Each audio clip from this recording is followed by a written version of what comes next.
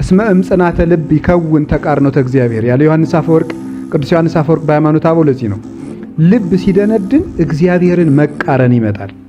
ልብ ሲደነድን ልብ ከደነደነ ሁሉ ጊዜ ምንድነው እግዚአብሔርን ይቃወማል።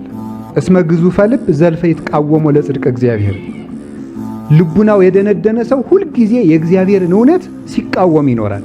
ተቃዋሚ ነው። እና ከዚህ የተነሳ ልባችን እንጠብቀው። ልብ ካልተጠበቀ ምንም ነገር አይረባም። ብናስቀድስም ብንጸልይም እንትን ነው የሚሆኑት። ተውኔት ታውቃላችሁ አይደል? ታውቃላችሁ። ተውኔት ድራማ ማለት ነው። እንደሱ ነው የሚሆነው ማለት ነው። በተግባር እናደርገዋለን ዝም ብለን እንጂ ድነት የሚያሰጥ አይደለም። ማመንና የዘላለም ሕይወት የሚያሰጥን ሥራ መስራት ደግሞ በልብ ጨምሮ ሲሰሩት እንጂ እንደ ድራማ በተግባር ብቻ ቢያከናውኑት ምሕረት አያሰጥም። እንሰግዳለን እኮ እንጾማለን እኮ እንጸልያለን ምጽዋትም እንሰጣለን። ሰው ከሚውልበት እንውላለን። በዓል እናከብራለን። ታቦት ሲወጣም እልል እንላለን። ብቻ ሰው የሚያደርገውን ሁሉ እንጸድቃለን ብለን እናደርገዋለን። ከልብ ጋር ካልተያያዘ ግን ምንም ታውቃላችሁ አይደል? ሰይጣን አሁን ጾመኛ ነው። ሰይጣን ከተፈጠረ 7516 ዓመት ሞላው። እስከ ዛሬ እህል ቀምሶ አያውቅም። የሰይጣን ጾም አያድንም። ልቡ ተቃዋሚ ስለሆነ እንለፋለን እኮ ሰይጣንም ይለፋል። መልፋት ብቻውን አያድንም። ልብ ጋር መያያዝ አለበት። ልባችንን እንጠብቅ። የብዙ ነገር መመላለሻ እናድርገው። መለወጥ የሚመጣው ልብ ሲጠበቅ ነው። ታውቃላችሁ አይደል? ሰው ለቤቱ በር እንዴት እንደሚጠነቀቅ ታውቃላችሁ? በጣም ነው የሚጠነቀቀው። ቤቱን በዛች ቀዳዳ ትል እንኳን እንዳይገባት ምኗን ሸጉጦ ለአንድ ቀን እንኳን ብትቀደድበት የሆነች ነገር ደፍኗት ያድራል። ወደ ልቡ ግን በጣም ብዙ ነገር ነው የሚገባው። ልባችን ተበሳስቶ ያለቀ ነው። ብዙ ነገር ይገባል። በቀላሉ ደግሞ ማስወጣት አንችልም።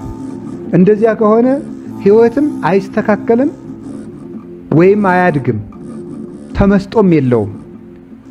የምናደርገው አምልኮተ እግዚአብሔርም ድግግሞሽ ከመሆኑ ውጭ ጣዕምም አይሰጠንም፣ አይመስጠንም። ሁሉ ስራ ወደ መሆን ይለወጣል ማለት ነው።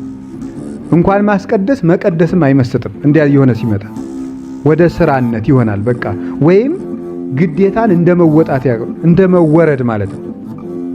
የሆነ ነገርን እንደማከናወን በቃ የታዘዙትን ባንወደውም አለቃችን ስላዘዘን ብቻ እንደምናደርገው ዝም ብለን እናደርጋለን። ግዱ ነውብን ሲኦል እንዳይበላን ገሃነም እንዳንገባ እንዳይፈረድብን ለዚህ ብቻ ብለን ማለት ነው። ፍቅሩ ሳይኖረን፣ ተመስጦ ሳይኖረን፣ ሐሳቡ ሳይኖረን። ስለዚህ የእግዚአብሔር ቤተሰቦች ቀላል ነገር እንዳይመስላችሁ ልብን ማጣት። ልብ ያጣ ሰው ምንም የለው ምንም ነገር እና ስለ ልባችን እንድንነጋገር ብዬ ነው። እና ኪዳን ስናደርስ ካህኑ ምንድነው የሚለው? ለከልአብ ዘይማስን መሰረተ ጥበባት አቃቤ አልባቢነ ብሏል። የልቡናችን ጠባቂ ይለዋል። እግዚአብሔርን የልቡናችን ጠባቂ። ትልቅ ቤት ሰርቶ ሰው የብረት አጥር ያጥርለታል፣ ግንብ ይገነባል። ከዛ ላይ ደግሞ ምንድነው የሚባለው? ይሄ አደገኛ አጥር የሚባል ደግሞ በኤሌክትሪክ ጭምር የሚሰራ ያደርግበታል።